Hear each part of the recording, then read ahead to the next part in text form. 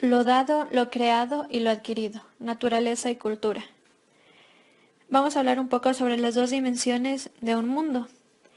El origen etimológico de las palabras naturaleza, del latín natura y de cultura también del latín cultura, cultus, designa dos dimensiones capitalistas y complementarias de la vida humana. Por un lado, la presencia del mundo natural y por otro, la actividad primordial del ser humano en contacto con ella. Naturaleza y cultura constituyen, pues, un binomio en mutua relación dinámica. Cultura se designaba a la tarea de cultivar la tierra, labrar los campos y entender los cultivos.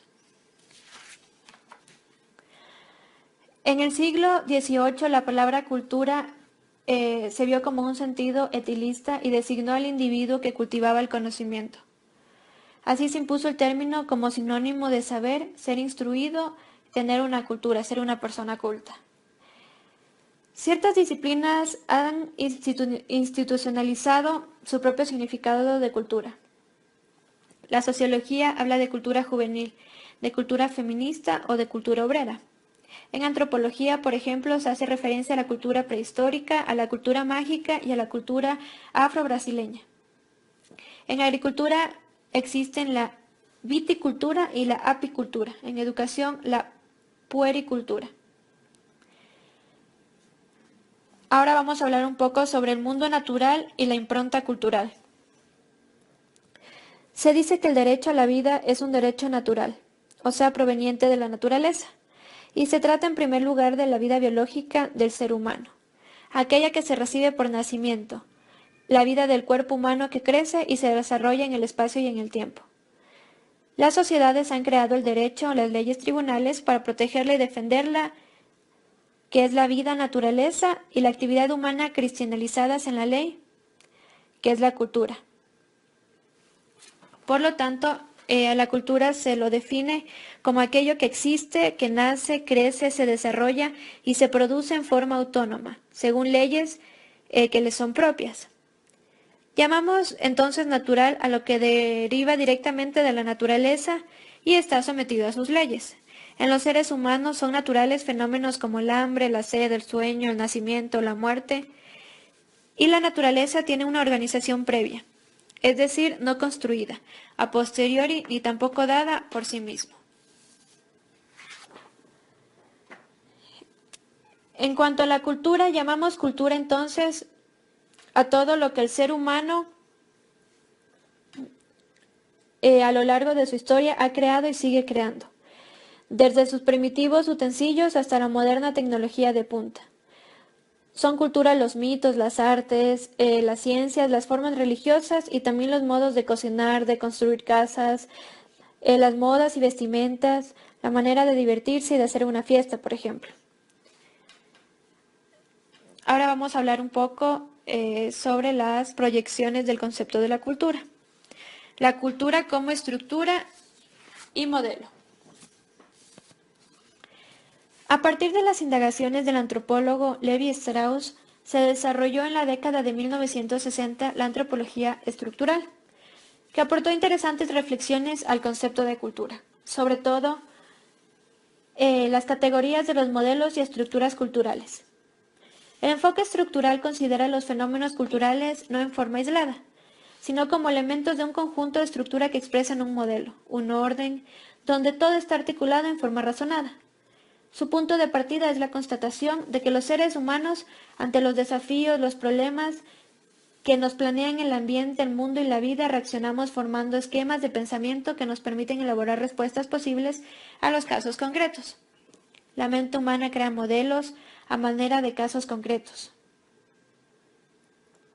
a manera de instrumentos, para descifrar y resolver problemas e interrogantes que surgen.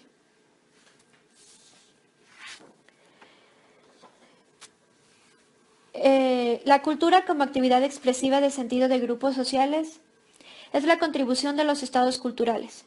Consiste de modo especial en sus análisis de las relaciones, los intercambios y las expresiones de sentido que se generan e interactúan entre los grupos, las clases, las razas y los géneros de la sociedad, dando especial realce a la cultura de los grupos subalternos. Se nota aquí la presencia del enfoque deconstructivista de Derrida, según el cual la comprensión de un fenómeno social exige salirse del centro y prestar atención a los márgenes, apuntar lo que suele ocultarse y que está lejos del foco central. En los estudios culturales, el significado de la palabra cultura se aparta completamente del sentido clásico iluminista, que la entendió como la posesión de instrucción o de conocimientos para legitimar la división entre personas más cultas y menos cultas. Por el contrario, los estudios culturales, en coherencia con la realidad social, hablan de prácticas culturales o de luchas culturales que llevan a cabo los grupos subalternos por la adquisición de mayor reconocimiento e igualdad social. Este significado de cultura ha llevado a afirmar que las desigualdades sociales y económicas tienen su correspondiente base cultural incrustada en las relaciones sociales. De aquí proviene el interés por el estudio de las culturas populares y las formas de comunicación que se generan en los grupos feministas, los grupos obreros, en la cultura de los inmigrantes, de los indígenas, de los homosexuales, etc.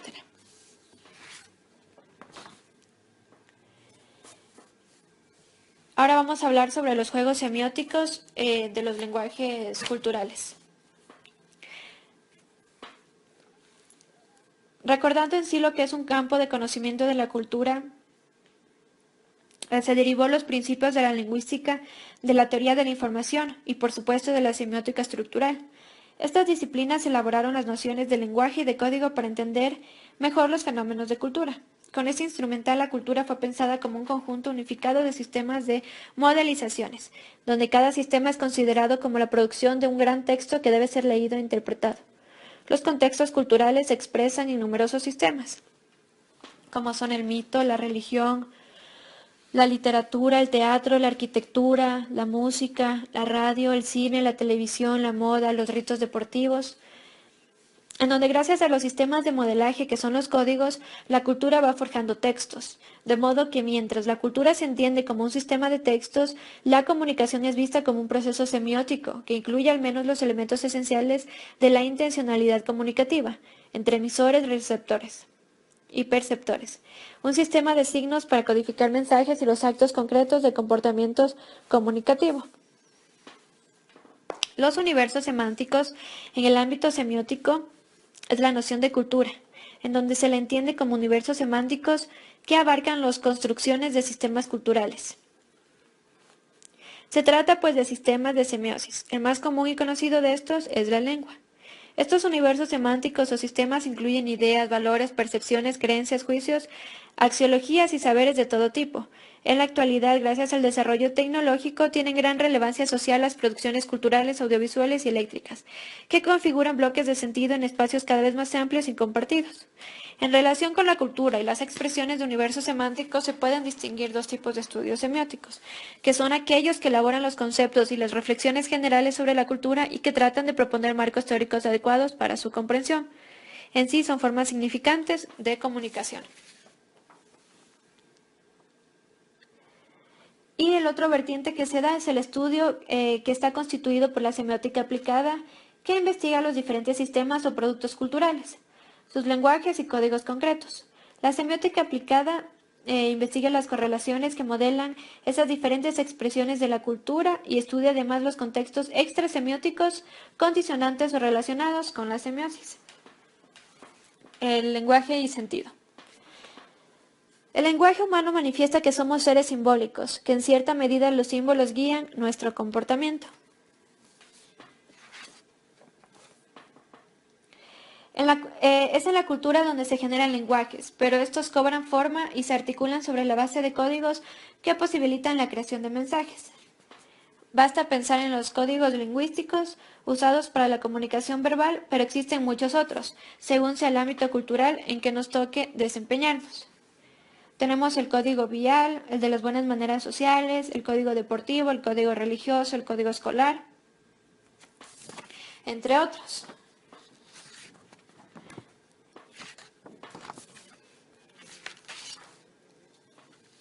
Y en la cultura y fuerza pragmática del lenguaje, la semiótica de la cultura echa mano a la noción de paradigma para señalar los esquemas mentales generales que utilizan los grupos sociales como instrumentos de interpretación de la realidad.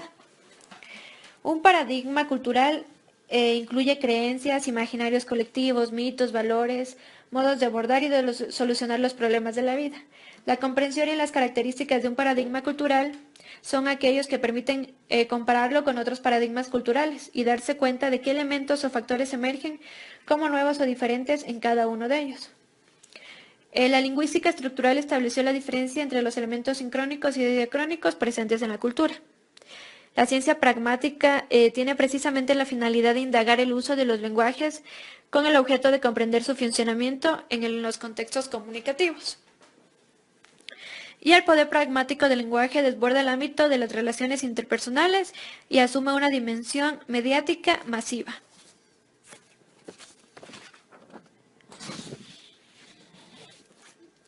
La crítica que se da a la cultura mediática es que en primer momento se quiso criticar a un tipo de cultura moderna, reducida a la mercancía, y en la actualidad es asumida por la revisión globalizada y proyecta una imagen de vida, caracterizada por una participación ciudadana al consumo de bienes y servicios, con invitaciones a los medios de comunicación. Gracias. Capítulo 3. Los vericuetos históricos del signo. En este capítulo vamos a tratar básicamente un panorama histórico de la noción de signo y su evolución a lo largo de los siglos en el pensamiento occidental. Los signos en la filosofía griega. En la cultura griega de la antigüedad se hablaba de los signos dándole al término diversos significados. Por ejemplo, el médico Hipócrates, para referirse a los síntomas de una enfermedad, usaba la palabra semeion, mientras que el filósofo Parménides indicaba como signos la prueba de verificación de algún hecho. Siguiendo con el filósofo Platón, formuló su teoría del conocimiento afirmando que la mente conoce mediante la reminiscencia de las cosas que el alma había olvidado. Enseñó que los objetos del mundo son solo estímulos sensoriales, que ayudan a reconstruir la verdad a través de los recuerdos. Él dijo que nuestro modo de recordar las ideas es semejante a un grupo de personas colocadas delante del fuego a la entrada de una caverna, y esta luz va a reflejar sombras sobre las paredes. Y esas sombras son las únicas señales borrosas que podemos adquirir de la verdad trascendental de las ideas, pues el mundo trascendental para Platón es la real superior y verdadera, mientras que lo contrario son las cosas que perciben los sentidos, que producen opiniones más o menos falsas de lo real. La doctrina platónica se conoce como dualismo gnoseológico. Siguiendo con Aristóteles, contrasta con la opinión de Platón. Afirma que es posible conocer la verdad, aunque hay grados de mayor o menor acercamiento a la misma. Entre la verdad y el error puede haber un espacio de incertidumbre, de verosimilidad o de opiniones. La retórica es la técnica y el arte de comunicar con claridad los argumentos y las expresiones que hacen creíbles las cosas que queremos afirmar. Pues esta afirma que es posible conocer la verdad mediante los signos que tenemos. Las palabras sirven para darle nombre a las cosas, y en este punto Aristóteles concuerda con Platón, según el cual las palabras están en el lugar de las cosas. Más bien, y que las palabras o vocablos para Aristóteles no son signos, más bien se trata de símbolos. Aristóteles establece la distinción entre signo, que es lingüístico, mente, que es el alma y la razón, realidad representada o semejada por el signo. Ya, al referirse a los signos, Aristóteles se da cuenta de que estos pueden ser de diversas clases. Cuando trata de los entimemas, es decir, de aquellos silogismos que solo constan de una oración antecedente y otra consecuente. Dándose por sobreentendido una de las premisas, utiliza el término signo para referirse a los indicios. En el citado sobre la interpretación, Aristóteles sostiene que las palabras en sí mismo no son niveles ni falsas, solo designan cosas y por eso son símbolos convencionales para nuestra mente. En cambio, las proporciones pueden ser verdaderas o falsas, por cuanto en ellas se enlazan las palabras para afirmar o negarlo algo.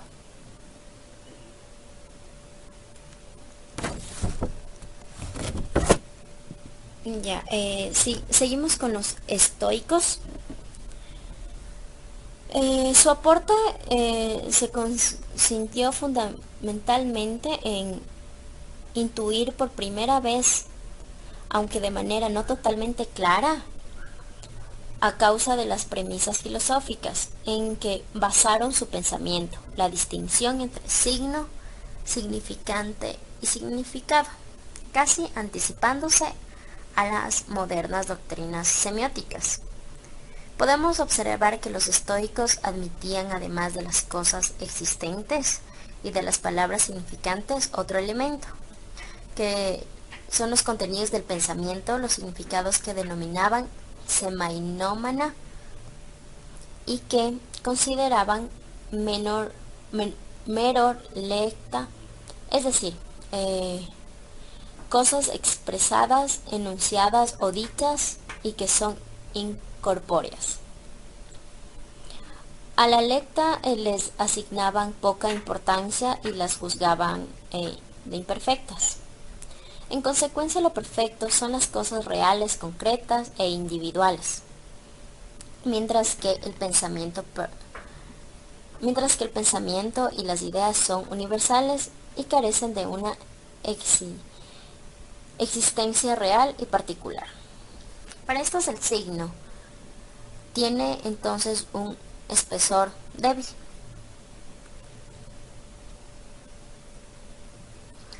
Ya, seguimos viendo en cambio con los pensadores del medioevo.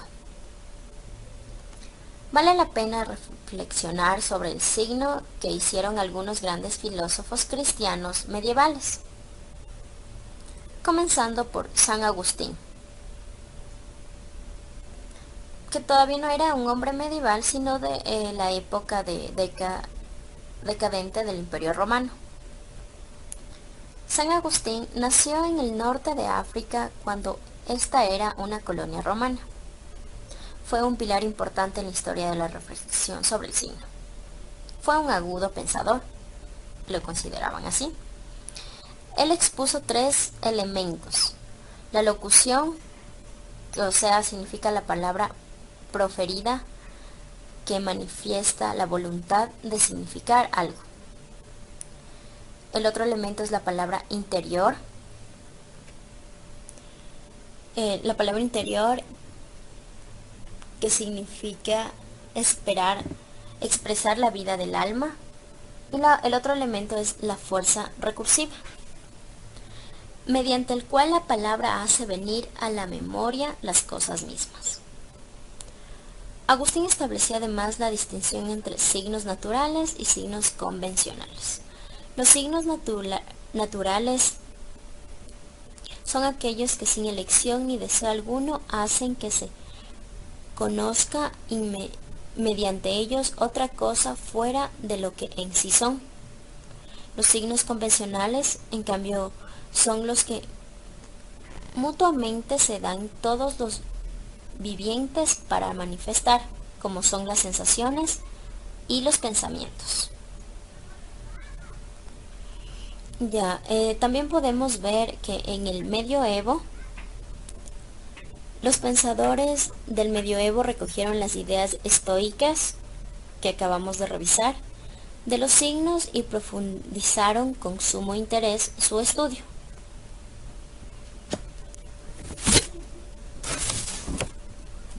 Ya, podemos ver que aquí está Tomás de Aquino,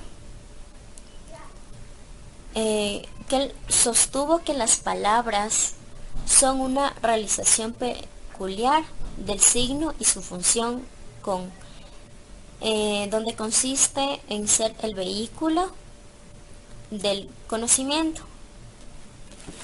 Pues dice Tomás que el signo es aquello mediante lo cual alguien llega a conocer algo de otro.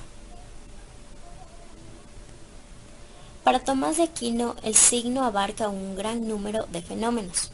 Son signos las palabras, pero también los brotes de las plantas que anuncian la primavera o el rubor del rostro que denuncia el sentimiento de vergüenza.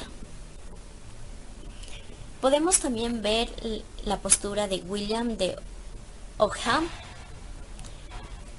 Él fundamentó el conocimiento humano en la primacía de la experiencia individual. Denominó conocimiento intuitivo a aquel que poseemos de las cosas concretas, existentes y contingentes. Pues se adquiere a continuación todos los demás. Este es el conocimiento fundamental, que es llamado conocimiento abstracto, el referido a muchos entes y que por tal motivo se hace universal y necesario. Entonces, por tanto, solo las ideas mentales y las cosas individuales son suficientes para explicar las ideas generales. En la realidad solo es particular e individual, y lo que llamamos ideas universales solo son nombres, pues no hay esencia específica universales de los objetos. A estos solos los designamos por medio de las palabras, instrumentos de la mente humana, mediante la cual y con una serie de relaciones lógicas se les otorga un estatuto universal. También podemos seguir con Juan de Santo Tomás.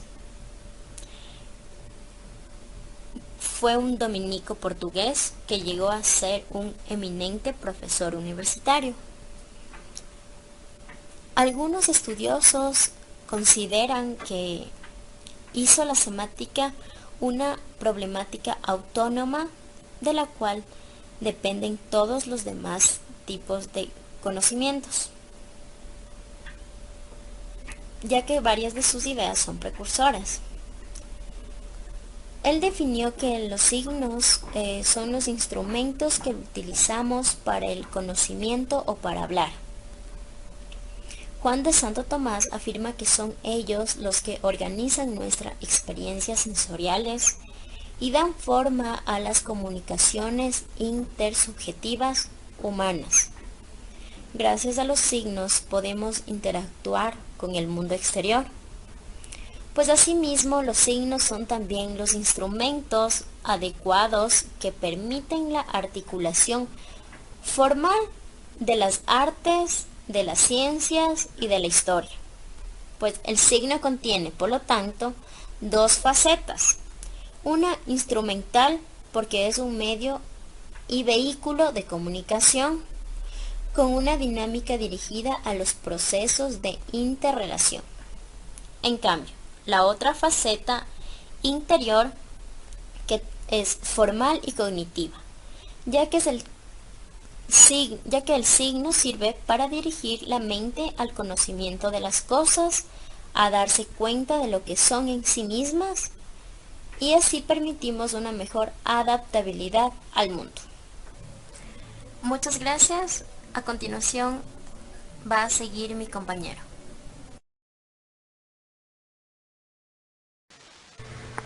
Bueno, yo les voy a hablar sobre la parte de la cultura de la lingüística disocial en el tema de la unidad número 3, en el cual nos habla que de Ferdinand de Saussure fue el principal ente o pionero de la parte de la lingüística, en el que él lo define en dos caras, ¿no? Como la primera, la parte sensible, al que lo denominó como significante, y en la que le define como una parte acústica, como también puede ser la parte visual, pero siempre va a estar ligado con lo material.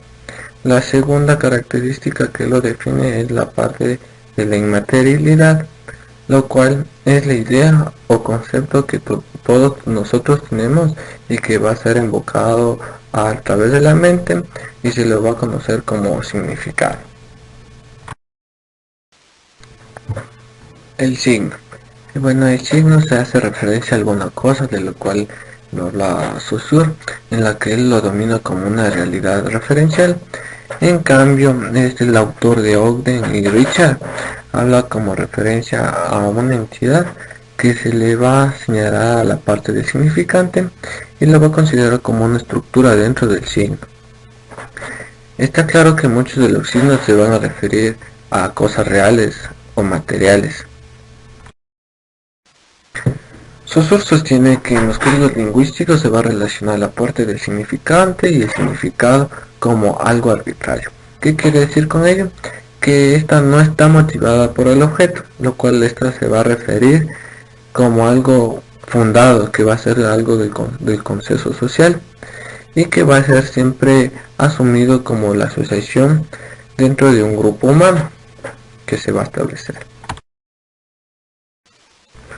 Bueno, Louis Hehn distinguió en el signo dos aspectos, la forma de la expresión y la forma del contenido, en el cual él va a indicar respectivamente el plano sensible y material como la parte de la dimensión inmaterial que va a tener como un concepto al signo.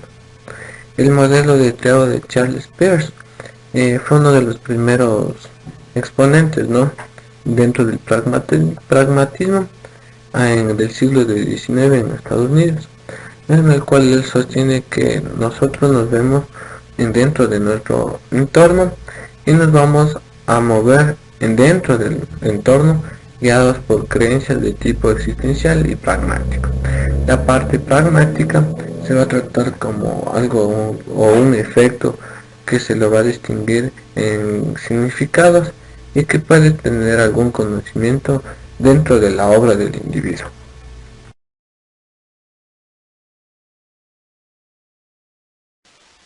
La teoría del significado de los entes. Como definición podemos dar que es una especie de esencia objetivamente que va a abarcar a través del autor de Peirce dentro del significado y está dentro del pensamiento, que la va a involucrar de forma pasiva dentro de una imagen tal como un espejo. Bueno, aquí es la cual tenemos las tres categorías fundamentales, entre ellas tenemos la primeridad, la secundariedad y la terceridad, en la que la primeridad es la categoría que se da o se van a dar cuenta las cosas de cuál sentimiento o va a ser la primera impresión. En la secundariedad es la categoría que va a ser relacionada con la primaridad, en la que va a ser la parte real, analógica, en la como podemos tener como ejemplo el rojo de un objeto concreto. Y la terceridad es la regulación, ¿no?, entre la primaridad y la secundariedad, del cual se tiene una ley de convenio que va a conectar dos fenómenos entre sí. Por ejemplo, este papel es rojo.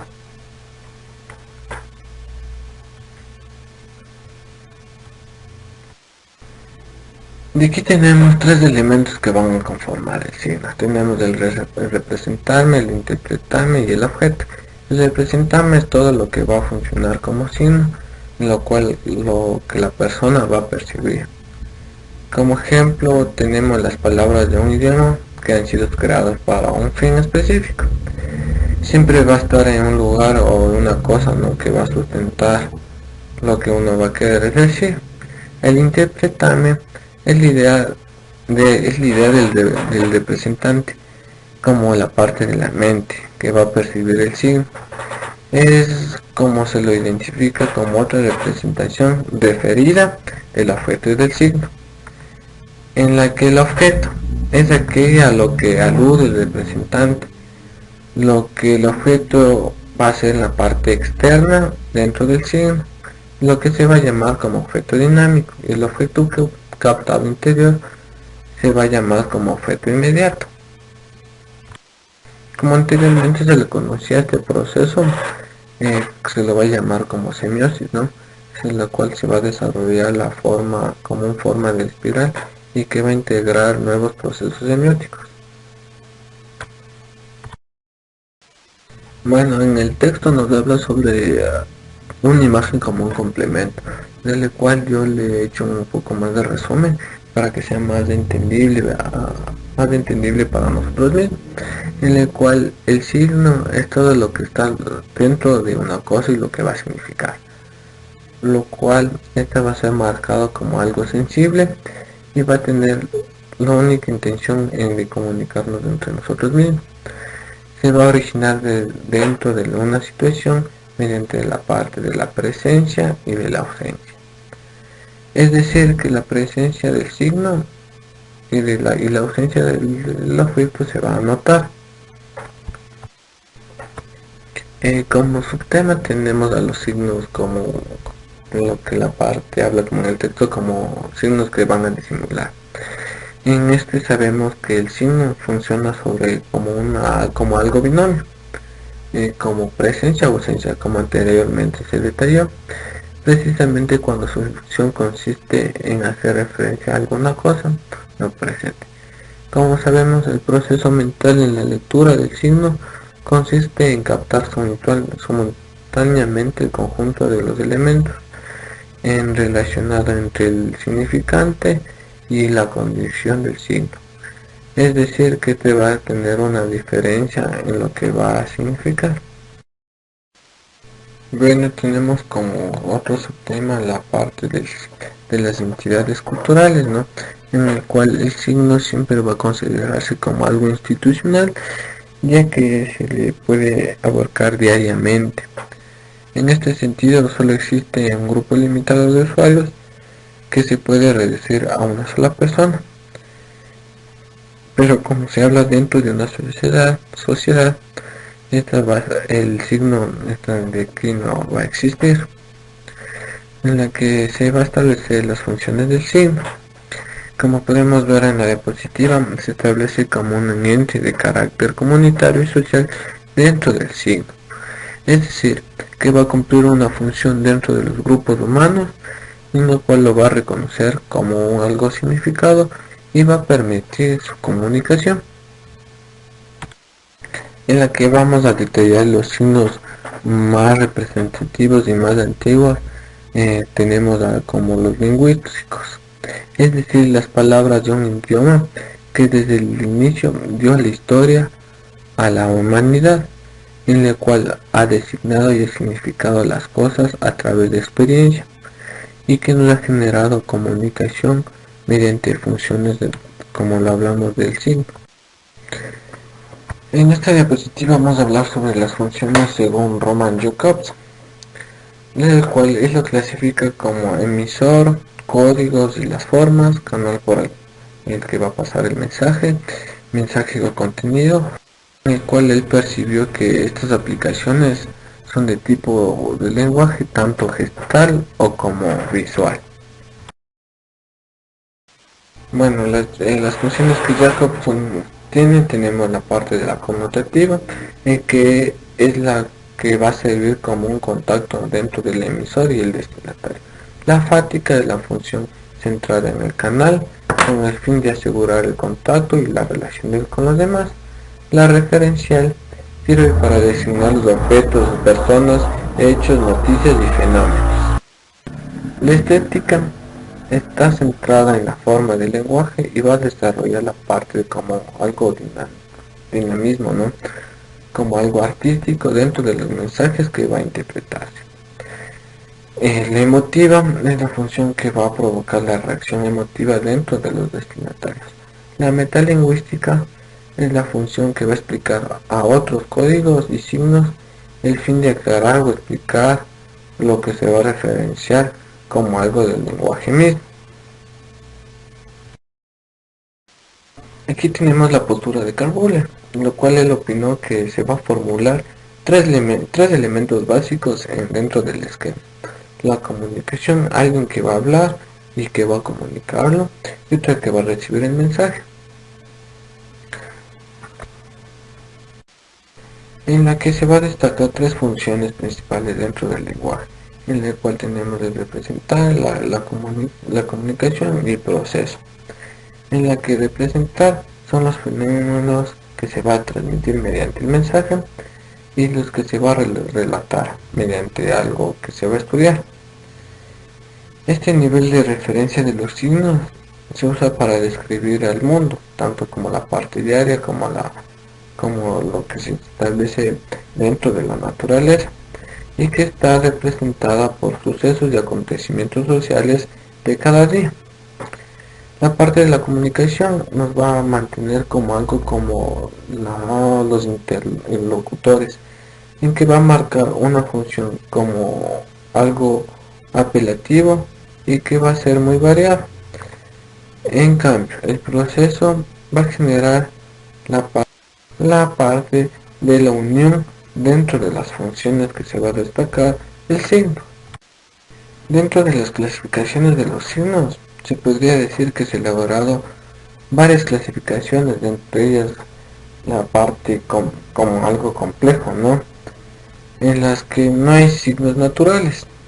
Lo que nosotros queremos decir con esto que no se puede llamar signos a ciertos fenómenos que van a suceder espontáneamente, tal que es como los procesos de la naturaleza, ya sea como un ejemplo lo ponemos el humo que es producido por el fuego, en la que podemos decir que ese no es un signo sino un fenómeno físico.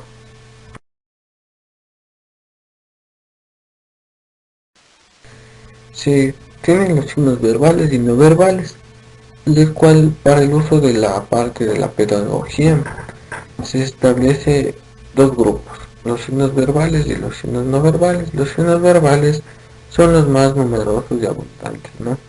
También son los más utilizados dentro de la sociedad humana y son los que no existe mucha actividad dentro de una comunicación sin la palabra, de la cual todas las demás forman la parte de la semiosis que van a incluir los signos. Se puede decir que esta va a describir y va a expresar las ideas abstractas, tanto como las cosas o situaciones dentro de la parte psicológica y espiritual. El lenguaje verbal se puede decir que es como una comunicación humana. En cambio, la definición de los signos no verbales incluye todos los demás dentro de los signos que va a generar la sociedad humana, tal como las imágenes o el género que podemos decir de la parte simbólica, ¿no? Que van a ser característicos como algo figurativo. Se puede establecer que nuestra sociedad de hoy en día genera muchos signos, tanto de parte verbal como la parte no verbal, y que va a generar varios límites o varias barreras dentro de estas palabras, en las que nosotros podemos hablar como de la creación y la movilidad del signo,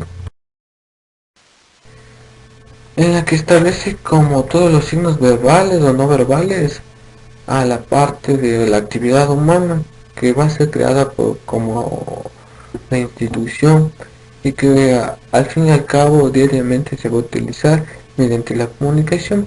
¿Qué queremos decir con ello? Que nosotros estructuramos el mundo según nuestro lenguaje. Sabemos que detrás de las palabras de los nombres existen signos y va a existir cosas reales sometidas a la parte de una no contradicción. Los signos tienen necesariamente un ritmo de vida dinámico, los que se podría decir que existen como la parte real operativa y la parte universal, y que se pueden hacer o pueden ser aceptados dentro de la cultura humana, y a su vez esta puede ser interrumpida como algo, lo que podemos decir como un sonido desde un cementerio o desde la parte del tiempo que se va sepultando. Esto es lo que se está generando lo que se conoce como la creación de la institución dentro del signo. en la que todos van a utilizar y que nadie va a tener algo destinatario, y que al fin y al cabo la comunicación nunca va a desaparecer gracias a la metodología que se impuso de la semiótica. Es así como he culminado mi exposición. Espero que sea de su comprensión y de su agrado. Muchas gracias por su atención prestada.